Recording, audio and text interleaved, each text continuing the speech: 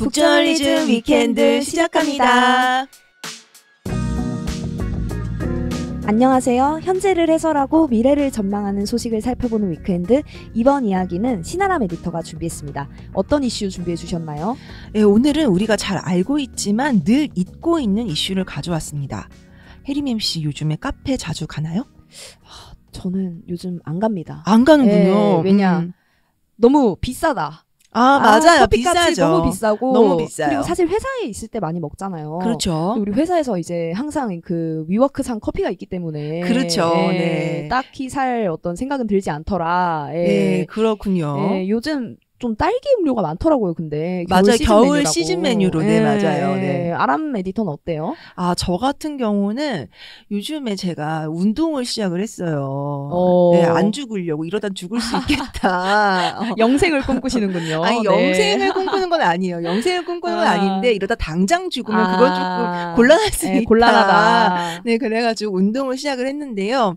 운동 가기 전에 요즘에 메머드 커피라든지 컴포즈 커피라든지 메가 커피라든지 초저가 테이크아웃 전문의 그 커피 전문점이 굉장히 많이 늘어났잖아요. 그쵸. 거기서 1,200원짜리 혹은 1,000원짜리 아이스 아메리카노 하나 딱 테이크아웃 해가지고 운동하러 가면은 중간중간 이렇게 촉촉 먹고 그러면은 그게 또 그렇게 꿀맛이더라고요. 맞아요. 네. 땀 흘리고 나서 먹는 커피가 또. 맞아요. 네. 그러니까 그 운동하러 갔을 때 지도를 해주시는 우리 굉장히 어리고 패기 넘치는 분이 계세요. 네. 제가 운동하러 가는 곳에. 근데 그분이 그렇게 저를 몰아붙이다가 이제 잠시 쉬는 틈을 주셨을 때 그 아이스 아메리카노를 촉촉 먹을 때 그 쾌감. 그 행복. 예, 그 행복은 정말 무엇과도 비교할 수가 없다. 요즘 저를 운동하러 가게 만드는 원동력이 바로 그 메머드 커피다. 이렇게 말씀드릴 수 있을 것 같아요. 근데 제가요, 운동 갈 때는 웬만하면은 텀블러를 가지고 가려고는 하는데, 텀블러가 없어도 사실 아무런 문제 없이 테이크아웃을 할 수 있죠? 있죠. 네. 저는 정말 최근에 대한민국에서 커피 마시러 갔다가 그 일회용품 규제 때문에 플라스틱 컵을 사용할 수가 없어가지고 뭔가 불편을 겪거나 당황했던 적이 단 한 번도 없는데 우리 혜림님 씨 있어요? 저도 없어요. 그냥 사실 저는 그 생각했거든요. 만약에 안 준다고 하면 뭐 손해라도 받아가야 되나? 뭐 이런 생각을 했는데 그래도 주더라. 그쵸, 주죠. 빨대도 주고 네. 플라스틱 빨대도 다 주고. 네, 맞아요. 근데 이게 우리가 이렇게 카페에 대한 커피에 대한 테이크아웃에 대한 얘기를 하면서 일회용품 얘기 안 하고도 충분히 얘기할 수 있다는 얘기는 일회용품 규제가 있으되 없었던 것과 같다라고 얘기할 수 있다라는 얘기가 될 거예요. 맞아요. 또 이번 주에 큰 뉴스 중에 하나가 바로 이 일회용품 사용 규제를 백지화한다. 또 이 뉴스였잖아요. 맞습니다. 그러니까 앞으로도 저는 메머드 커피에서 1,200원짜리 커피를 사면은 플라스틱 컵에다가 아이스 아메리카노를 담아줄 것이고 플라스틱 빨대를 꽂아줄 것이고 그것을 아무런 불편 없이 운동하면서 먹을 수 있다라는 얘기가 되겠습니다. 사실 우리는 아무도 모르고 있었지만 지난해 11월부터 1년간 매장 내 일회용품을 이제 사용할 수 없게 한다라는 제도가 있었어요. 근데 그거를 진짜요? 갖다가 계도 기간이라고 해가지고 적응하는 기간. 그쵸. 기본적으로 규제가 있긴 있는데 지키지 않으시면 지켜주세요 하고 계도해드리겠습니다. 이런 기간이었어요. 그래서 오는 23일에 그 계도 기간이 만료될 예정이었거든요.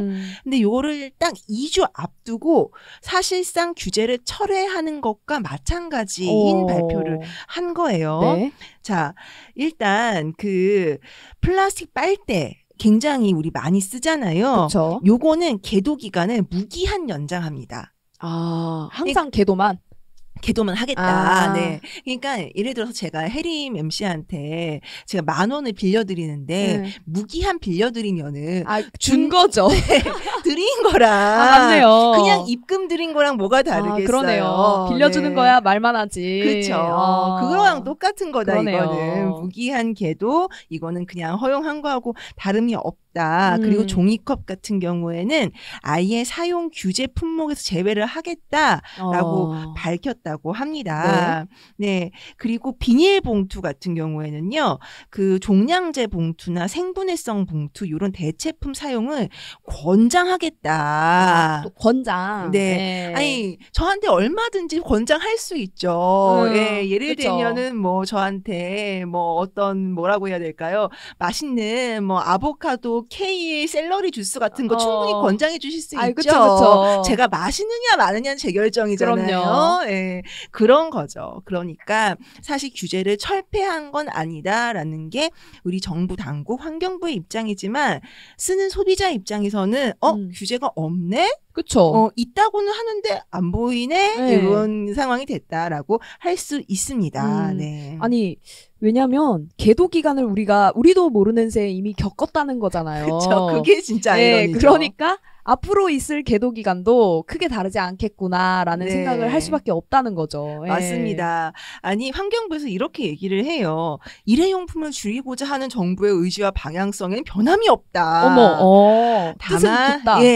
하지만 이제 그 이행 방식을 전환하고자 하는 거다라는 건데, 그러니까 의지는 굳건하다. 방식을 바꿨다?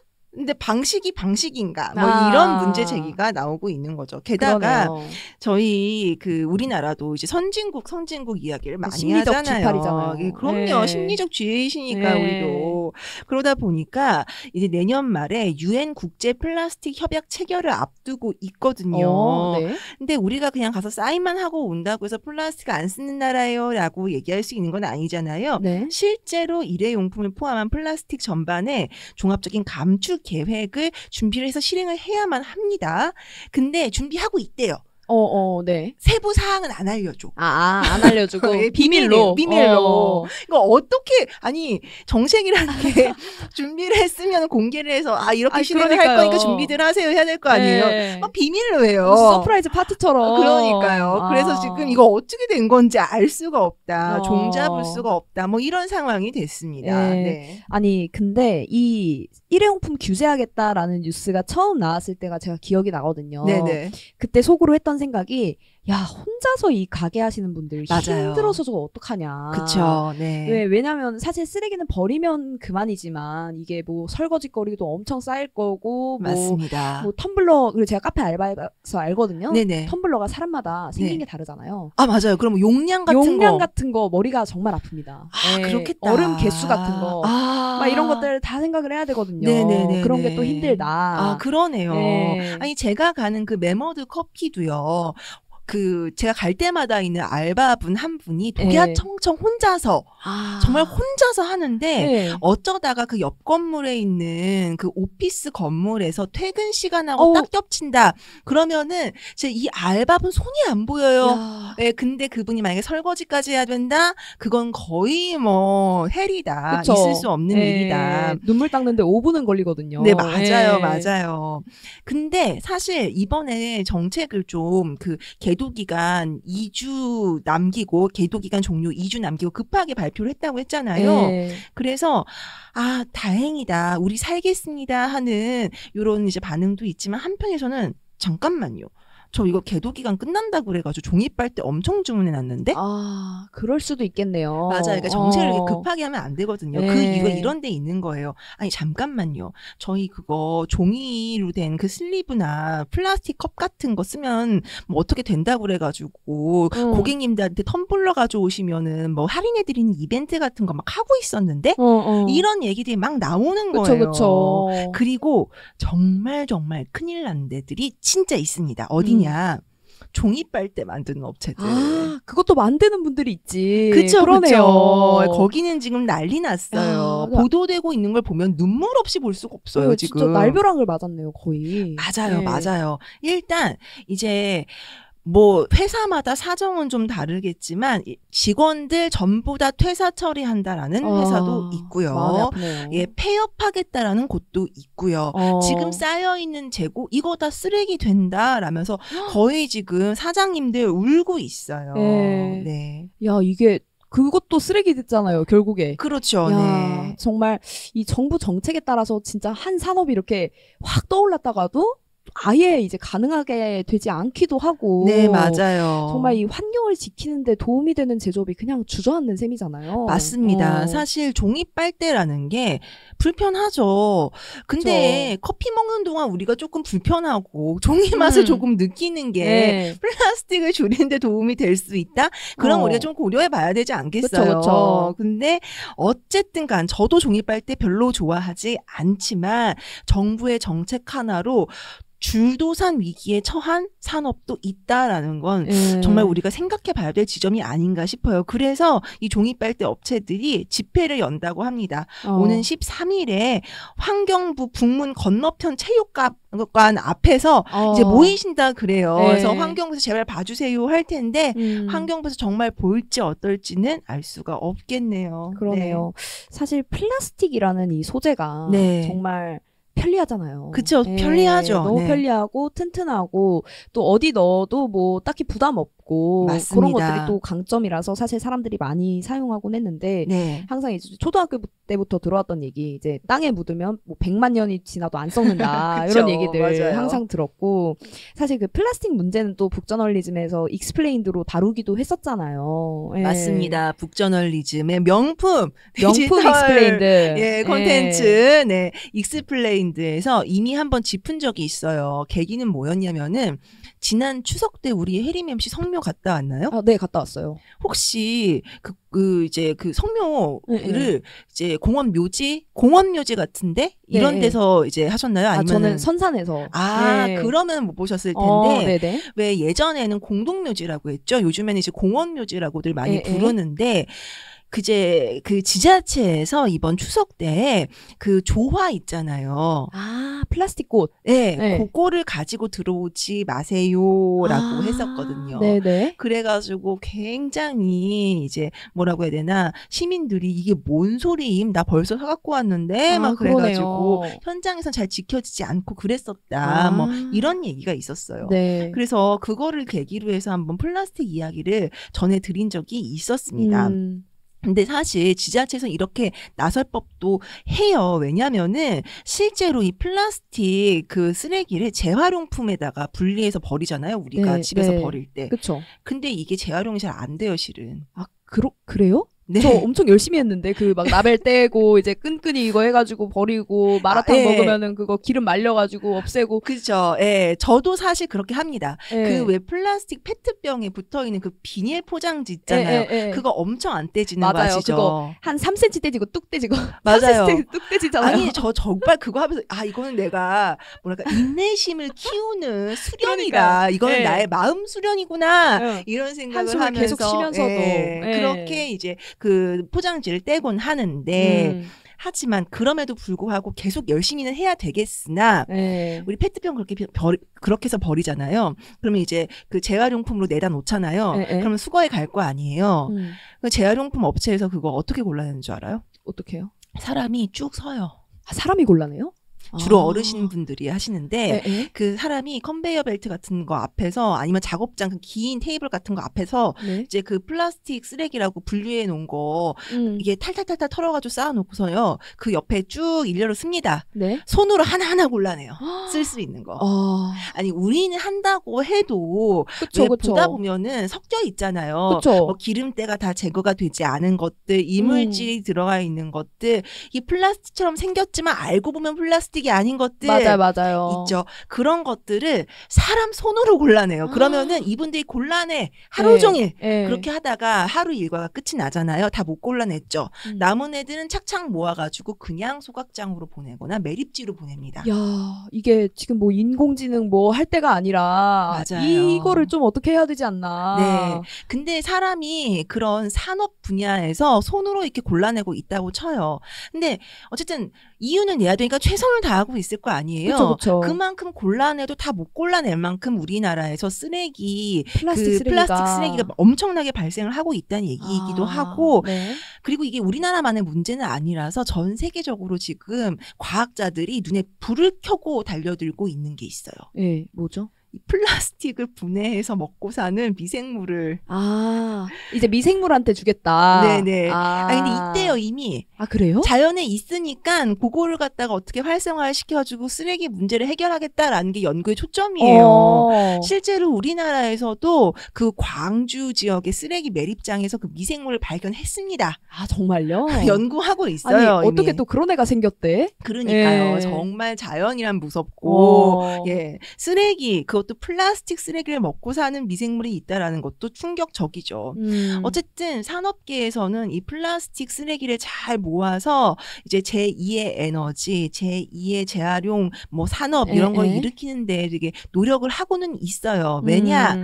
해외에서 하도 그런 거 안 하면은 페널티 주고 그쵸. 그다음에 수출 못하게 하니까 그런 거에다가 집중을 하고 있어가지고 지금 우리가 플라스틱 쓰레기 분리수거 열심히 하면은 그게 쌓이고 쌓여서 다 이제 그런 식으로 활용이 될 거다라는 희망을 가지고 열심히는 해야 되지만 그쵸. 우리가 분리수거하는 게 다 결실을 맺지는 못한다. 왜냐? 너무 많아서라는 거죠. 맞아요. 네. 사실 저는 그걸 사람이 골라내는 거를 정말 충격적이다 알게 됐을 때 이게 왜냐하면 우리는 그냥 내가 쓰고 깨끗하게 해서 버리면 지구를 지키는 거겠지? 그죠. 좋은 일 했다는 뿌듯함이 남잖아요. 그렇죠. 근데 사실은 다 태워지고 있고 뭐 어떻게 폐기되는지 어디로 버려지는지 이런 것도 과정을 하나도 모르니까 사실 맞아요. 경각심 갖기도 힘든 상황이 아닌가 이런 생각도 드네요. 사실 플라스틱을 만드는 과정에 우리가 참여해 본다면 그리고 플라스틱을 버리는 과정을 우리가 직접 감당해야 된다면 이렇게 쉽게 플라스틱 쓰레기를 만들어내지는 못할 것 같아요. 그쵸. 종이 빨대 맛없다고 불평할 수 없겠지요. 그리고 사실 저는 이 쓰레기 문제에 있어서는 좀 당사자기도 하거든요.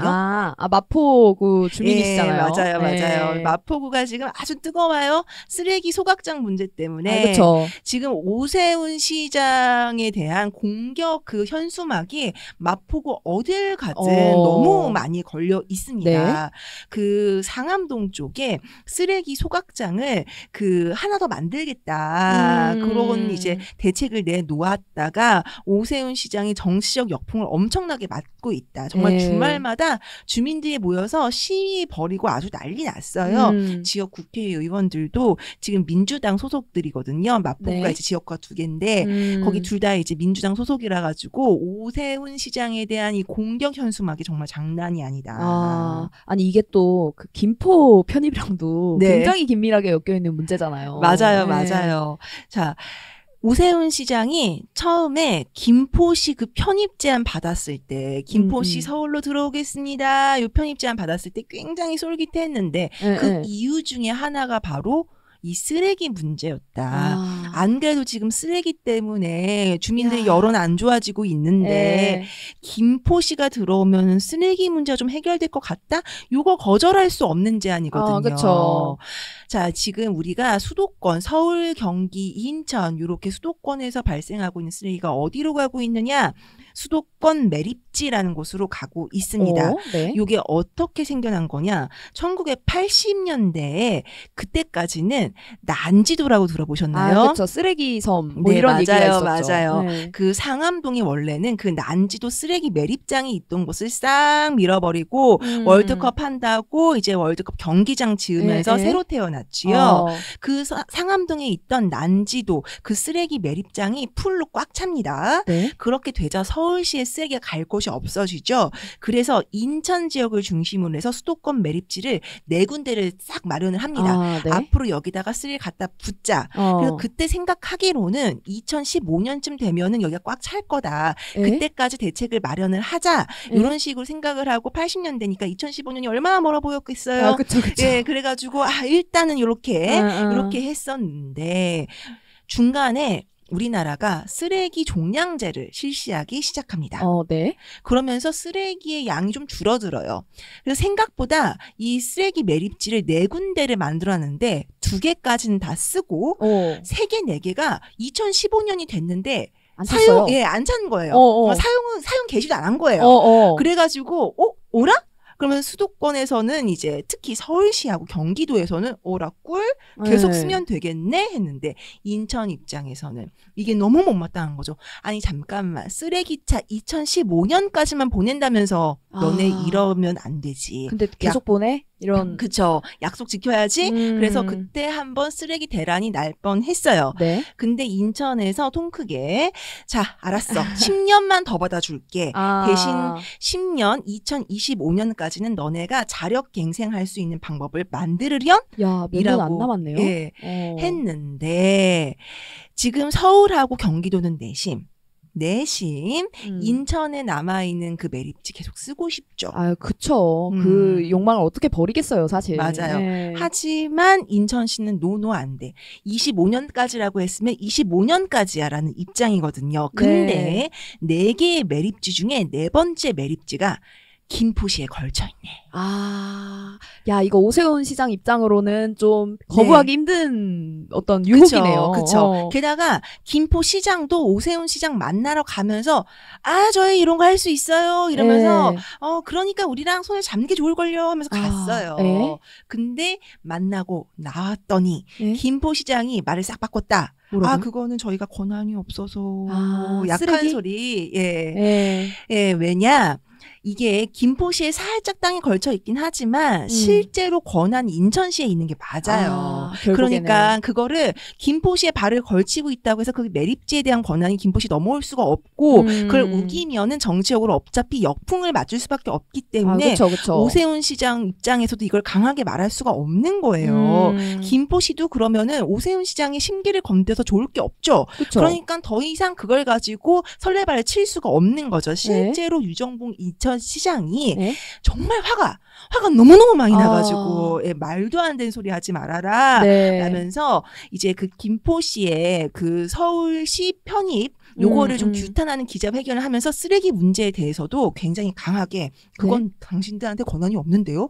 우리 권한인데요. 무슨 소리 하시죠? 결국에는 아주 그냥 딱 잘라서 말을 했습니다.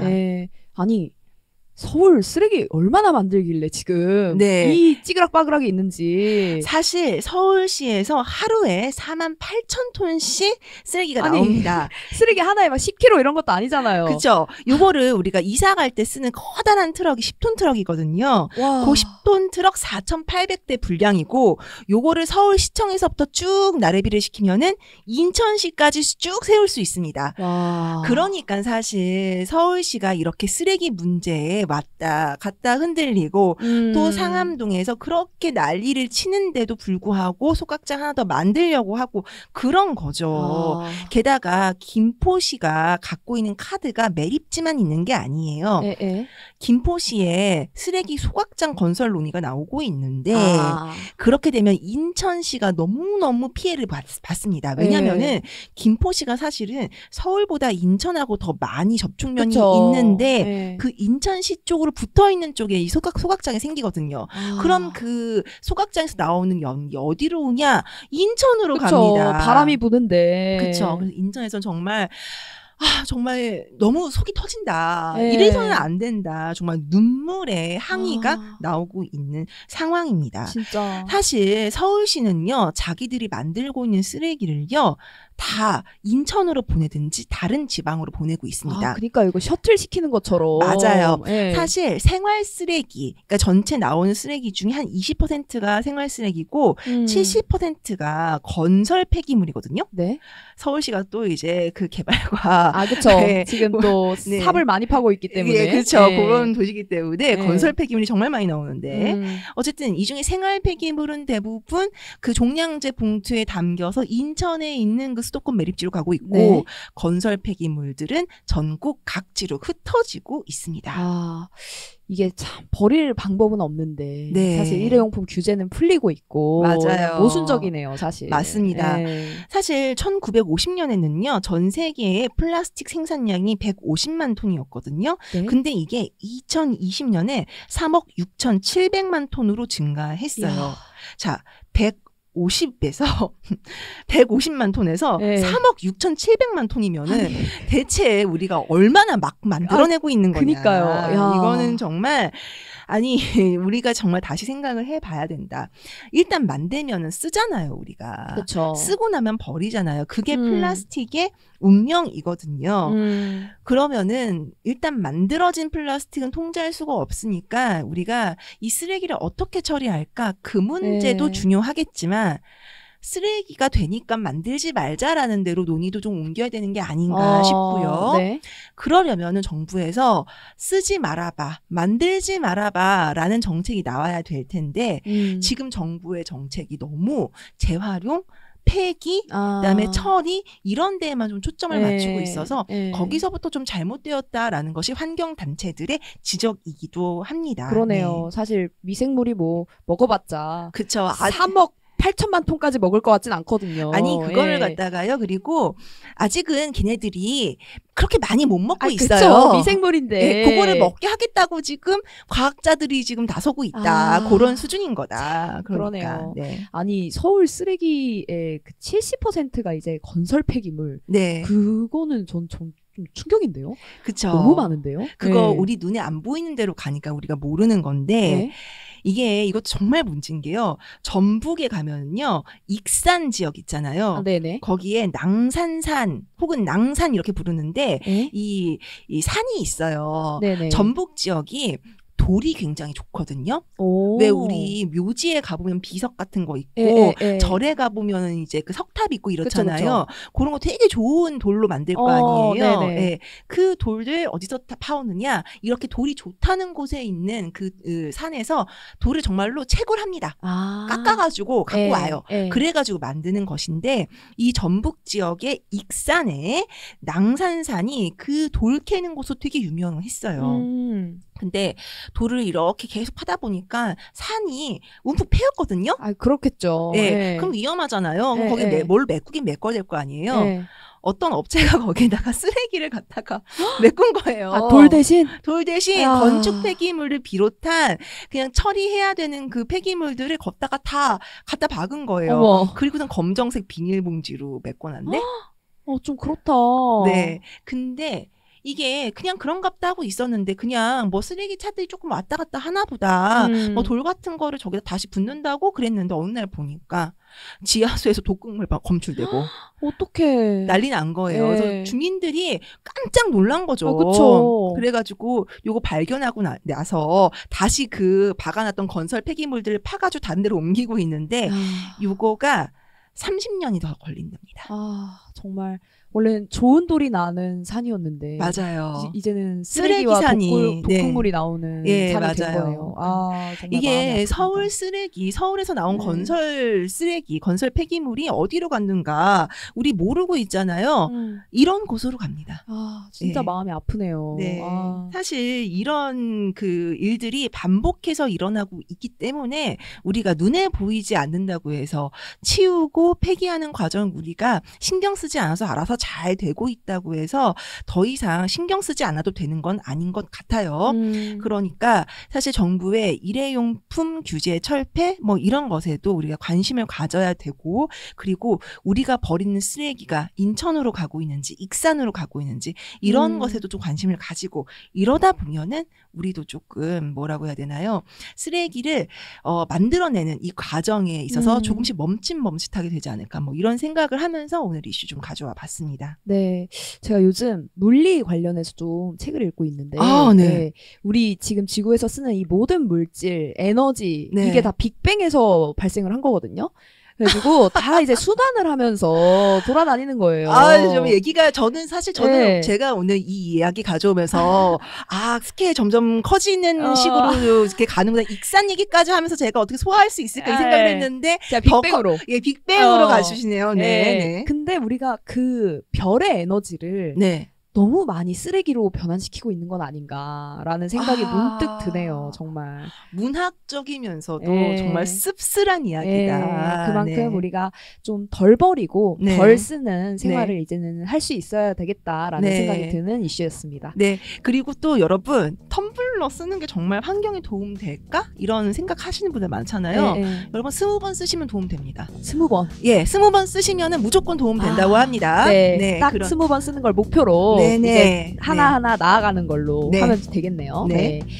북저널리즘 위크엔드는 북저널리즘 웹사이트와 애플 팟캐스트, 스포티파이, 네이버 오디오 클립, 그리고 유튜브에서도 만나보실 수 있습니다. 예, 다음 주에도 저희 좋은 소식들, 즐거운 소식들로 찾아뵐 거고요. 다음 주부터는 여러분들 깜짝 놀라실 만한 분도 함께 하실 예정이죠? 네, 맞습니다. 네. 네. 지금 혜림 MC가 굉장히 부담스러워하고 있다. 맞아요. 네.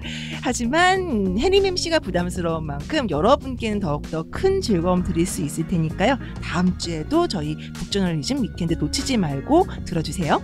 그럼 내일도 내일은 아니죠. 그럼 다음 주도 위크엔드에서 만나요.